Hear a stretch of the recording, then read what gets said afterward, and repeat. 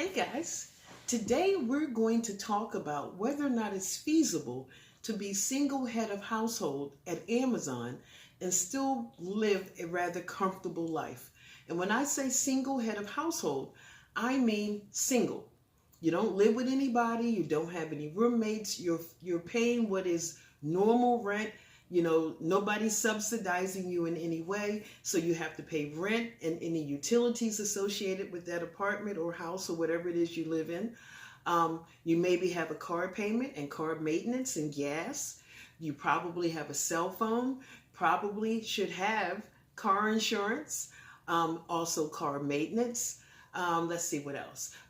Possibly cable or internet only.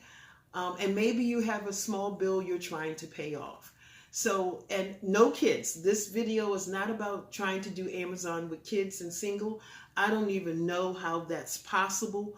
So this is strictly a single adult or young person, maybe a pet. So a lot of times when people take a job, especially like Amazon, and they hear $15 an hour, most of the time they don't even think about the benefits. They think about the 15 an hour. Well, is it enough to really cover you?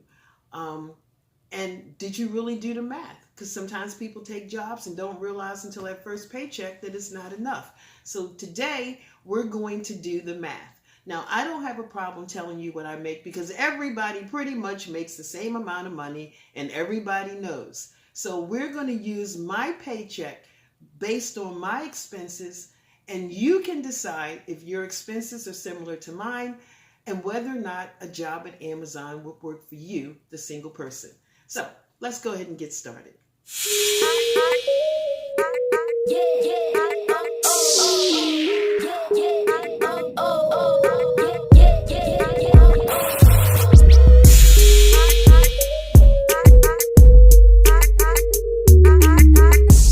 Okay, now while I know every bill that I have by heart, of course, the moment I try to do this video, I'll forget something. So I made notes, and I'll also put the totals over here somewhere, I think, or here. I'm not sure yet. But basically, if you ask me how much I make at Amazon per hour, I really don't know, in all honesty. And that's not most people, that's just me. All I know is there was a dollar amount that I had in my head that I wanted to make sure it was worthwhile to me. And that dollar amount was to bring home at least $550 a week. And that's without overtime, just straight pay. Now, I actually bring home $585 and some odd cents per week after taxes. And the reason why I don't know, and I haven't really cared to investigate, is because for me and my business, I don't get paid by the hour. I get paid by the job. And I decide how much I want to make per hour. And then I decide how long that job is going to take me. And that is the amount of money I want the check written for. And as long as that check is what it's supposed to be, then I don't really care about time per hour. And I always add an extra hour in case something comes up. So really, depending on how soon I get finished the job, dictates how much I actually make. At Amazon, it doesn't work that way. But as I said, I already had a dollar amount in my head of what I wanted to make. So, I told you I make $585 and some odd change for 40 hours of work. Wolfie, stop. Thank you, crazy dog. Now, I have bills. So if you multiply 585 times 4, oh crap, hold on for a minute while I do the math real quick. Okay, that comes up to $2,340 a month. I have about $1,600 or $1,700 worth of bills every month. Let's see now. My rent is $900. My car payment is $300. My car insurance is $130, but I also only have a $250 deductible. My internet only is $59 per month.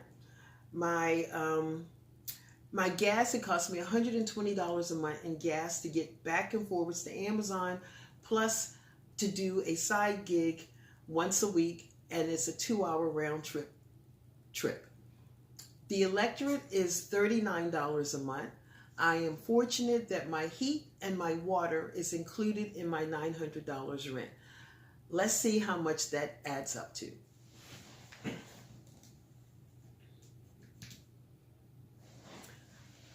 Oh, okay, and I forgot to add that I am making a tax payment every month of $165. So altogether, my overhead costs me $1,773 a month. If I take that away from the $2,340, what I end up with as disposable income, $167 disposable income. Now, here's the question.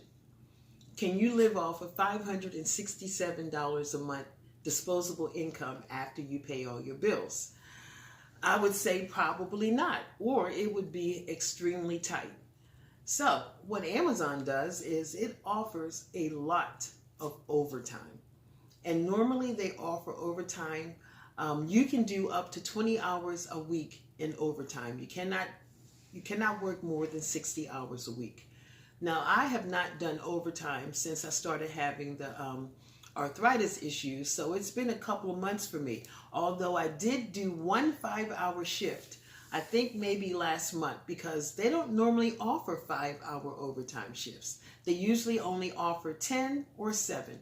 I never do a 10-hour overtime shift because it's too much like work, but I don't mind doing the 7 or 5-hour shifts. Now, you have to actually decide whether or not going into work for 7 hours is worth it to you, because basically they take about a third of whatever you make with that. And remember, overtime is time and a half. They're going to take about a third of that away for taxes. So by the time it's all said and done, for 7 hours, you're going to actually bring home $100. And when you divide it out, you've actually made $15 for each of those 7 hours you were there.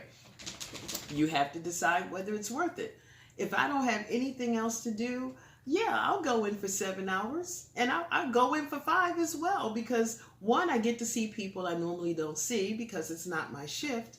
And two, anytime I can get out of Amazon in under 10 hours is a good day. I'm happy just to go knowing I'm leaving at 1:30. I don't mind doing it. So it's up to you. Normally, I would do, when I was back before the arthritis thing came up, I would do 1 to 2 7-hour overtime shifts a week, which gave me an extra $200 after taxes. Well, $200 is $200. I will probably start doing overtime again when it becomes available again. Right now, this is our slow season, so there's not a lot of overtime. But as long as it's under 10 hours, I'll probably do 1 a month, maybe 2, because I kind of enjoy going. But you have to make that decision now that you know how it works, okay?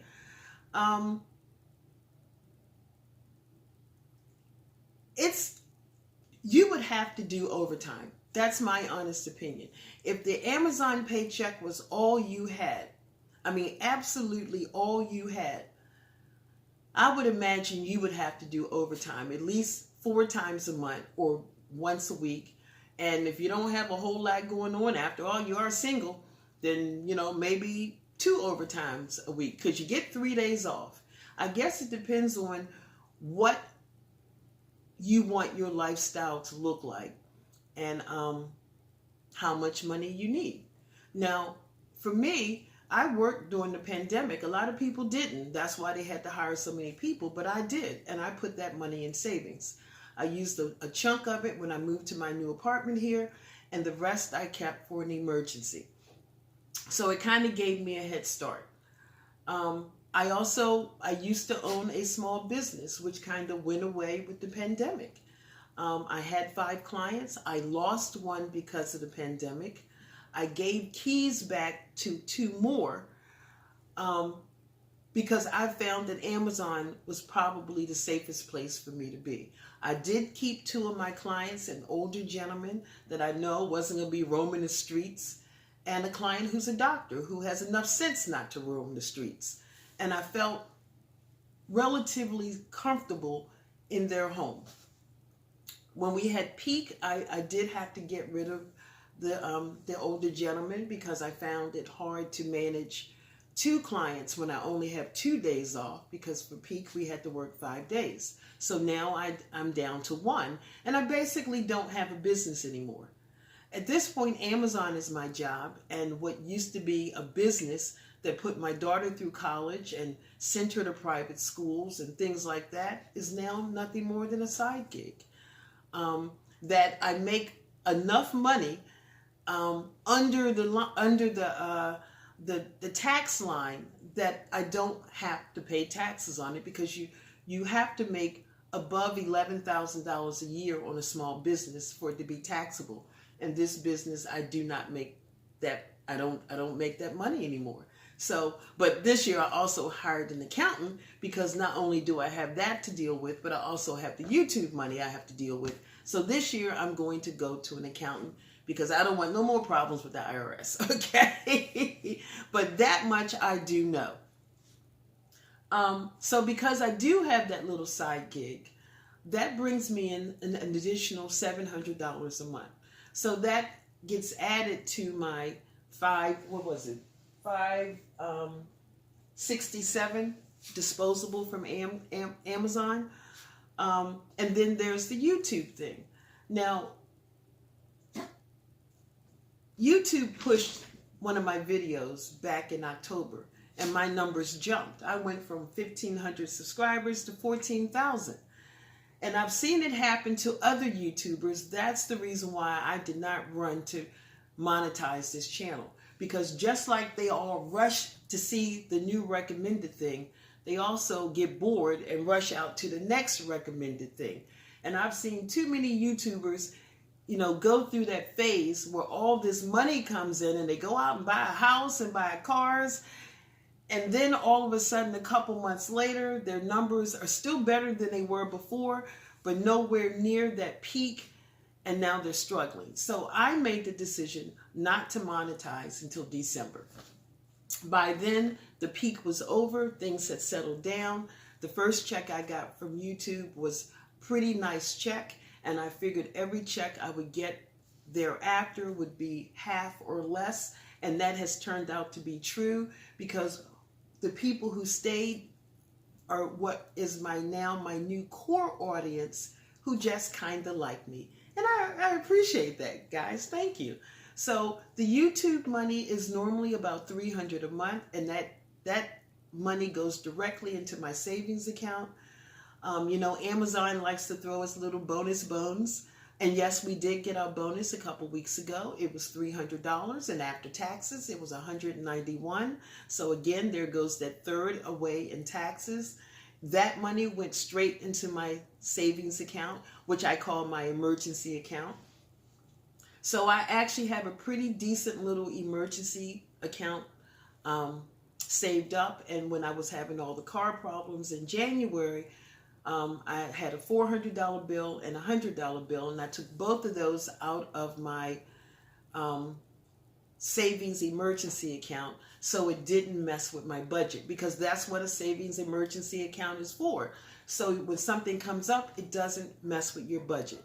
So basically, I have about $1,300 disposable income after I pay my bills, what I have left over from Amazon and my little side gig, and the YouTube money just goes into savings.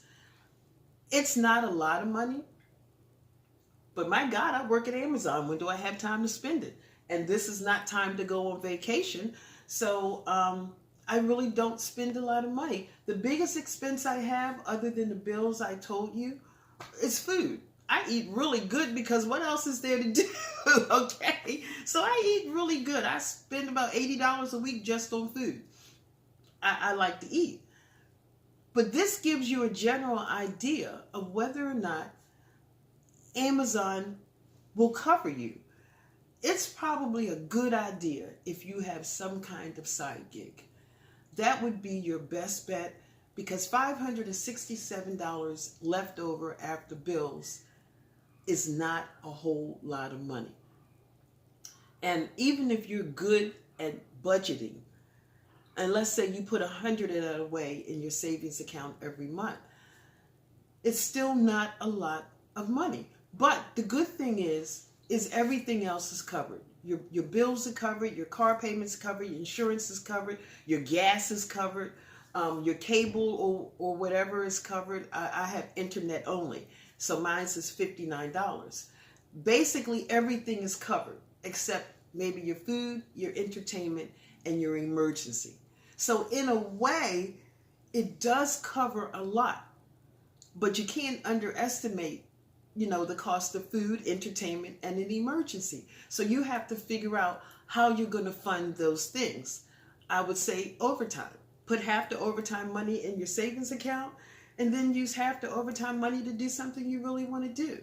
So is it feasible? Because they offer so much overtime, yes, you just have to budget.